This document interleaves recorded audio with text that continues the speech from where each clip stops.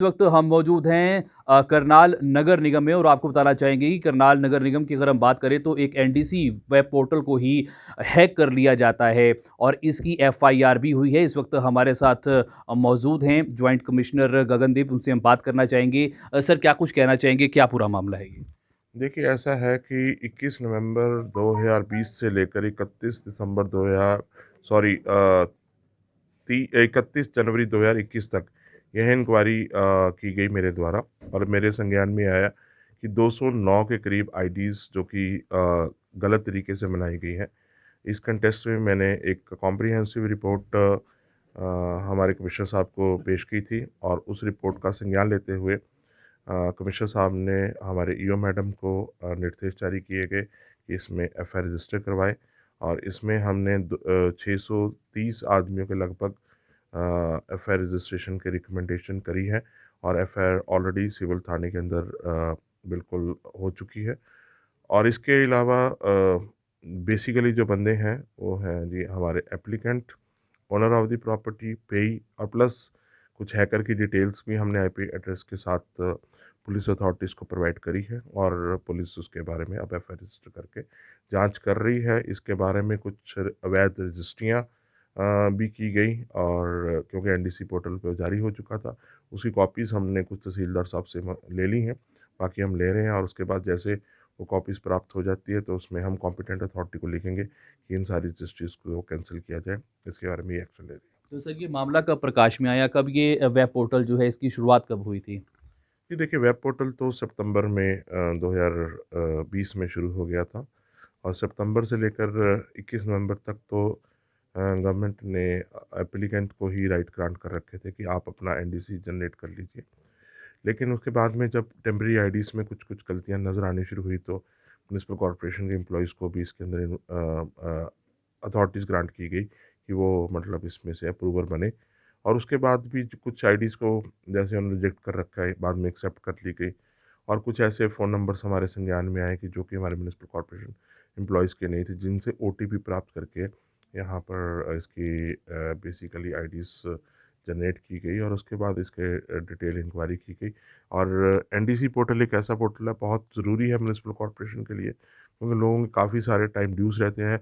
Registration property करवाने का time ultimately लोग इसके भुगतान नहीं करते। अब एक क्योंकि तहसीलदार हर तहसील को ये मतलब मैंडेटरी कर दिया गया कि एनडीसी सर्टिफिकेट के बाद ही इसके बाद रजिस्ट्री की जाए। इसके अलावा कोई जो इस पोर्टल के अंदर जो हमारे थोड़ी बहुत ही हमें हमें महसूस हुई, वो भी हमने अपने हायर अथॉरिटीज़ को कम्युनिकेट रिटन में कर रहे हैं आज, ताकि मतलब ये कमियों को भर दिया जाए, ताकि फ्यूचर में इस तरीक़ा की कोई भी घटना होने से रोकी जा सके। तो आपको लगता है कि रात के समय में जो मैसेज आते हैं और उसके बाद जो है अधिकारियों को पता चलता है कि वास्तव में ये हो क्या रहा है, उसके बाद क्या एक्शन रहा? बिल्कुल जी। देखिए, ऐसा है कि मामला हाईलाइट जैसे कि आपने बताया तभी हुआ जब 28 जनवरी और 29 जनवरी को हमारे जो एडमिन थे ईओ मैडम, उनके मोबाइल पे रात को सारी रात मैसेज आते रहे, बल्कि अगले दिन सुबह 2 बजे तक मैसेज आते रहे। तो उन्होंने अगले दिन हमारे कमिश्नर साहब के संज्ञान में डाला। वहीं से ये मैटर हमारे नोटिस में आया कि समथिंग इज़ गोइंग रॉन्ग, और उसके बाद हमने इमीडिएटली इसके ऊपर एक्शन लिया जी। जी, आपको लगता है कि इस पूरे घटनाक्रम में कहीं न कहीं पहले तहसील टारगेट में थी, अब कहीं न कहीं नगर निगम भी लगता है कि उसकी भी छवि खराब होती है इस विषय में? देखिए, मैंने जांच पूरी बिल्कुल डिटेल जांच की है। इस डिटेल जांच में मेरे को कहीं पर ऐसा नहीं लगा कि हमारे नगर निगम के एम्प्लॉइज़ इसके अंदर इन्वॉल्व थे। और बाकी तो देखिए, आईपी एड्रेसेस और टेलीफ़ोन नंबर से साइबर सेल ही बता पाएगा, क्योंकि प्राइमरी फ़ेसा जो मैंने बयान नोट किए, जहाँ मैंने सर्कमस्टेंसेस देखी, क्योंकि लोगों ने यही कहा कि हमारे पास ओटीपी नहीं है, बिना ओटीपी के ये नहीं हो सकता। और जहाँ तक तहसील की बात है, तहसील ने तो अल्टीमेटली एक प्रोसेस को ये देखना है कि एनडीसी जारी है। अगर एनडीसी जारी है तो उसके बाद उन्होंने ऑनलाइन एनडीसी को देखकर रजिस्ट्री करनी है। तो बेसिकली क्या है कि जो एनडीसी जिसने जारी किया वो कल्प्रिट है, और उसको पुलिस ट्रेस कर रही है। तो आपको लगता है कि अवैध कॉलोनियों के चलते जो है ये पूरा घटनाक्रम हुआ, अगर अवैध कॉलोनियों पर अंकुश लगाया जाए समय रहते तो ये घटनाक्रम ना हो? नेचुरली बिल्कुल आप ठीक कह रहे हो। दूसरी बात क्या है, देखो मैं जैसे कि आपको पता है 2 तरह की आईडीज़ होती है। एक होती है परमानेंट प्रॉपर्टी आईडी, एक होती है टेम्परेरी प्रॉपर्टी आईडी। तो जो परमानेंट प्रॉपर्टी आईडीज़ हैं, उसके लिए तो ये प्रॉब्लम ही नहीं है। उनके लिए तो एनडीसी पोर्टल फटाफट जनरेट हो जाता है, और वो एनडीसी सर्टिफिकेट। और जो टेम्परेरी प्रॉपर्टी आईडीज़ जनरेट करते हैं, वो उन्हीं कॉलोनीज़ के लिए ज़्यादातर होती हैं कि जो अवैध है। बाकी जैसे कि हमारे संज्ञान में आता है कि कई बारी प्रॉपर्टी का डिवीज़न होता है अवैध कॉलोनियों में, उसमें इशू आ जाता है, अभी उनको एक टेम्परेरी आईडी क्रिएट करनी पड़ जाती है। बस इतनी ही बातें हैं, इससे ज़्यादा कुछ जी, नहीं। तो नगर निगम को भी काफ़ी नुकसान हुआ है इस विषय नहीं, में? नहीं, नगर निगम को एज़ सच फाइनेंशियल कोई लॉस नहीं है। नगर निगम को इनडायरेक्ट लॉस है। इनडायरेक्ट लॉस ये होता है कि अगर अवैध में रजिस्ट्रियाँ ज़्यादा हो जाएँगी, मकान बन जाएँगे लोगों के, तो नेचुरली कहीं न कहीं गवर्नमेंट और कॉर्पोरेशन के ऊपर प्रेशर आ जाता है उसको रेगुलाइज़ करने के लिए। तो बाद एक लेटर स्टेज के ऊपर हमें उसकी डेवलपमेंट के भी बहुत ज़्यादा मतलब खर्चा करना पड़ता है। जी। तो आपको लगता है कि डिजिटलाइज़ेशन में अब कहीं न कहीं लोगों का विश्वास उठेगा जब इस प्रकार के घटनाक्रम सामने आएँगे? नहीं, नहीं, डिजिटलाइज़ेशन से किसी का कोई विश्वास नहीं उठता। डिजिटलाइज़ेशन हमेशा लोगों की सुविधा के लिए है। हमेशा समाज को ही हर एक को अपना-अपना रोल बड़े अच्छे बोनाफाइड तरीके से प्ले करना चाहिए। जो परचेज़र है उसको भी समझना चाहिए कि मैं अवैध कॉलोनी प्लॉट ना परचेज़ करूँ। बेचने वाला भी ना कहीं मैं इस रजिस्ट्री को ना बेचूँ।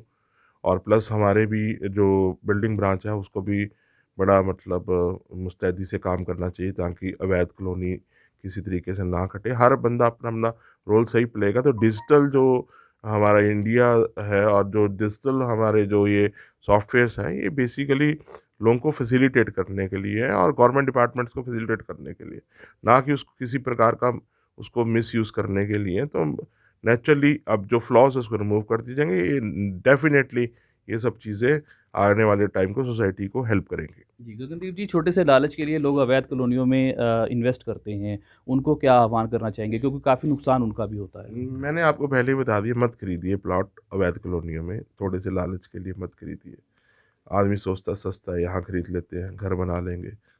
जो सस्ते के चक्कर में जाता है, उसकी सारी उम्र की जमा पूँजी उस मकान बनाने में लग जाती है। बाद में नगर निगम उसके ऊपर डेमोलिशन ड्राइव चलाता है, तो उससे नेचुरली नुकसान होता है और प्राइमरी जिसका नुकसान हो रहा है, जिसका घर बन गया, उसी का होता है।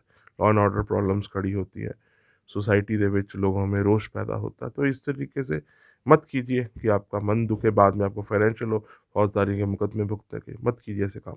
जी, तो इस पूरे घटनाक्रम में कितने लोगों के खिलाफ एफआईआर दर्ज हुई? 630 के करीब हमने फ़िलहाल टारगेट किए हैं हमने, और हो सकता है लोग ज़्यादा भी निकल के आएँ। फ़िलहाल हमने तो 630 के करीब आइडेंटिफ़ाई करके नेक्स्ट 1, 2, 3 करके जो लिस्ट है वहाँ प्रोवाइड कर दी है। और हमें लगता है कि आने वाले टाइम में ये निकल के मैटर ज़्यादा आएगा। ये बंदे और भी हो सकते हैं इन्वॉल्व्ड, लेकिन ये साइबर सेल ही अब इसमें से पुख्ता रिपोर्ट दे पाएगा। जी। तो इस पूरे घटनाक्रम में करीब 600 के आसपास जो एफआईआर दर्ज हो चुकी हैं। गगनदीप सिंह जो कि जॉइंट कमिश्नर है, उससे उनसे हमारी बातचीत हुई है। दोस्तों, अवैध कॉलोनियों में अगर आप प्लॉट खरीदते हैं तो इससे आपका नुकसान अवश्य होता है और वहीं दूसरी ओर एनडीसी पोर्टल को हैक करने के बाद अब कहीं न कहीं कार्रवाई आरंभ कर दी गई है, एफआईआर लॉन्च हो चुकी है और देखने वाली ये बात होगी कि इस विषय में कितने लोग जो है बाहर निकल कर आते हैं। अपडेट आपको देते रहेंगे, आप इस तरीके से बने रहिएगा। करनाल न्यूज़ 24।